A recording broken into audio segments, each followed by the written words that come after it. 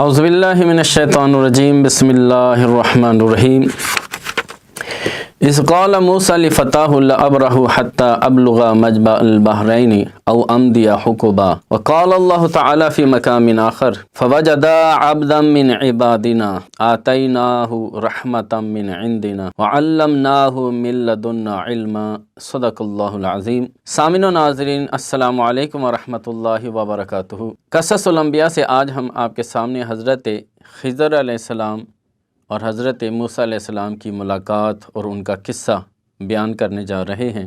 حضرت موسیٰ علیہ السلام جن کا لقب کلیم اللہ ہے، اللہ سے کلام کرنے والے اور بہت ہی زیادہ علم کے مالک، بہت ہی زیادہ عز و شرف کے مالک ہیں، اور قرآن کریم میں آپ کا قصہ سب سے زیادہ مذکور ہے۔ ایک مرتبہ آپ کے امتیوں نے آپ سے سوال کیا کہ اس دنیا میں سب سے زیادہ علم والا کون ہے؟ تو آپ نے برملا فرما دیا کہ سب سے زیادہ علم والا اس وقت میں ہوں۔ اللہ کریم نے آپ کی تعریف فرمانے کے لیے آپ کو فرمایا کہ اے موسیٰ، آپ نے یہ کس طرح فرما دیا کہ سب سے زیادہ علم والا میں ہوں؟ ہمارے بندوں میں بہت سے زیادہ علم والے موجود ہیں جو آپ سے بھی زیادہ علم رکھتے ہیں، اور ان کی علم کی نوعیت بھی آپ سے جدا ہے اور وراء الورا ہے۔ علامہ آلوسی فرماتے ہیں کہ پھر حضرت موسیٰ علیہ السلام کے دل میں یہ شوق بیدار ہوا اور اللہ تعالیٰ سے عرض گزار ہوئے کہ اللہ، میں اس بندے سے ملاقات کرنا چاہتا ہوں جس کا علم مجھ سے بھی زیادہ ہے۔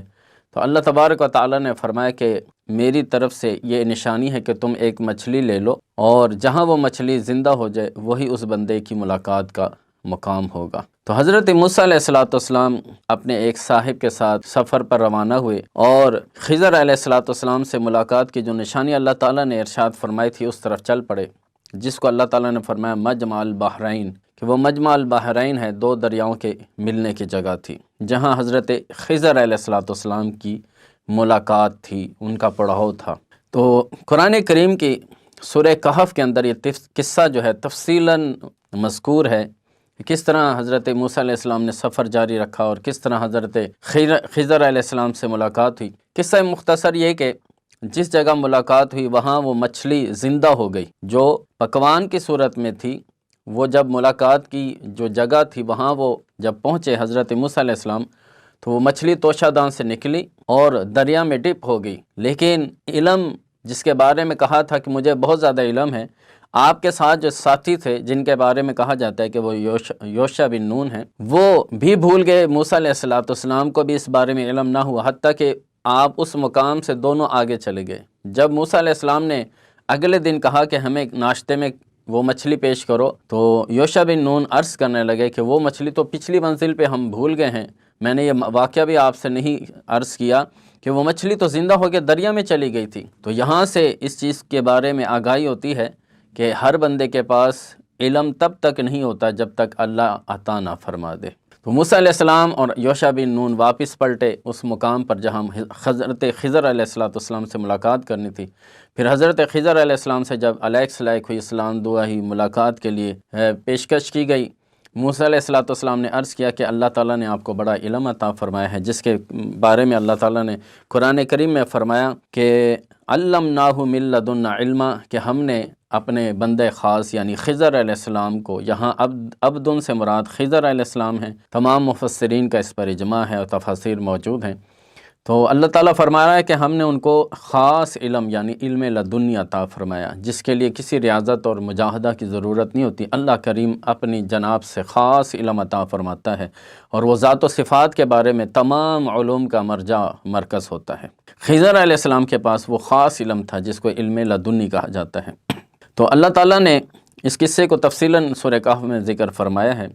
موسیٰ علیہ السلام عرض کرنے لگے کہ میں آپ سے یہ علم حاصل کرنا چاہتا ہوں، آپ کی شاگردی میں رہنا چاہتا ہوں۔ خضر علیہ السلام نے فرمایا کہ اے موسیٰ، آپ جلالی نبی ہیں، بڑے جلال والے بندے ہیں، آپ یہ علم حاصل نہیں کر سکتے، کیونکہ اس کے لیے بڑا صبر اور شکر کے ساتھ وقت گزارنا پڑتا ہے، اور خاموشی اور سکوت کے ساتھ یہ وقت گزار کر یہ علم حاصل کیا جاتا ہے۔ تو موسیٰ علیہ السلام نے یہ شرط رکھ لی، قبول کر لی کہ میں خاموش رہوں گا، صبر کروں گا اور آپ کے ساتھ رہوں گا۔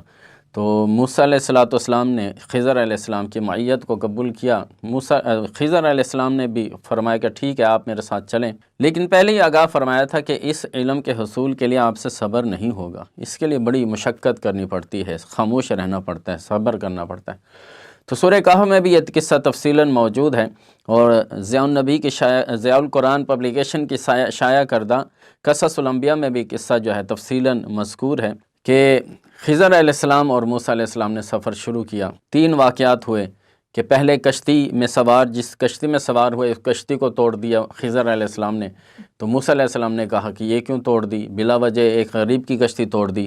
تو خضر علیہ السلام نے فرمایا کہ میں نے آپ سے پہلے ہی کہا تھا کہ آپ ان باتوں کو نہیں سمجھیں گے، یعنی آپ اس بات پر صبر نہیں کریں گے، تو بس رہنے دیں آپ۔ تو موسیٰ علیہ السلام کہتے ہیں اوہو مجھے بھول گیا تھا، مجھے یہ بات یاد آ گئی کہ میں نے تو اس شرط پہ آپ کی میت اختیار کی تھی کہ میں صبر کروں گا اور خاموش رہوں گا۔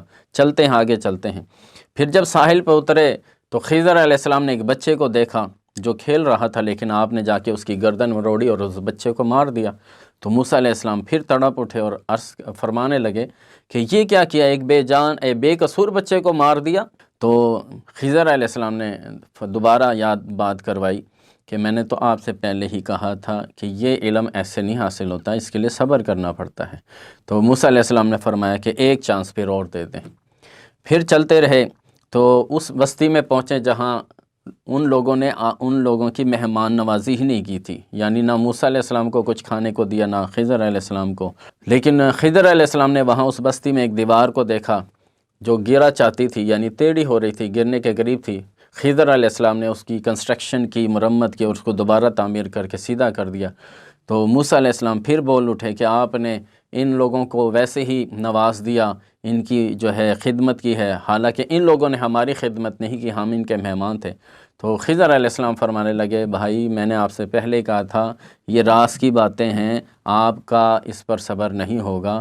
تو پھر جو ہے تفصیلاً سورہ کہف میں یہ سارا واقعہ مذکور ہے کہ خضر علیہ السلام نے ان تینوں باتوں کے جوابات بھی دیے اور فرمایا کہ اب یہ ہمارا فراق کا وقت ہے، آپ کی اور میری سنگت مزید نہیں چل سکتی۔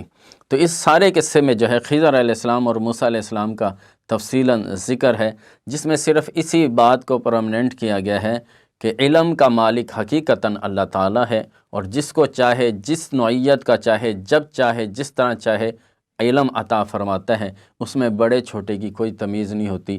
ادب و احترام، صبر و شکر والے کو اللہ تعالیٰ زیادہ علم عطا فرماتا ہے۔ دعا اللہ تبارک و تعالیٰ اس قصے سے ہمیں بھی علم کی افادیت کو سمجھنے کی توفیق عطا فرمائے، اور ہمیں بھی اہل علم میں شامل فرمائے، اور ایسا نہ ہو کہ ہم بظاہر کالے حروف والی کتابوں کو پڑھ کر جو ہے وہ بہت زیادہ علم والے اپنے آپ کو سمجھتے ہوں، لیکن جس طرح سلطان العارفین فرماتے ہیں کہ علم پڑھیا ادب نہ سیکھیا، کی لینا علم نو پڑھ کے ہو۔ علم وہی ہے جس میں ادب بھی ہو، صبر بھی ہو، شکر بھی ہو۔ اللہ تبارک و تعالی ہمیں علم کا نور اور علم کی حقیقت عطا فرمائے۔ وما توفیق الا باللہ۔ والسلام علیکم ورحمۃ اللہ وبرکاتہ۔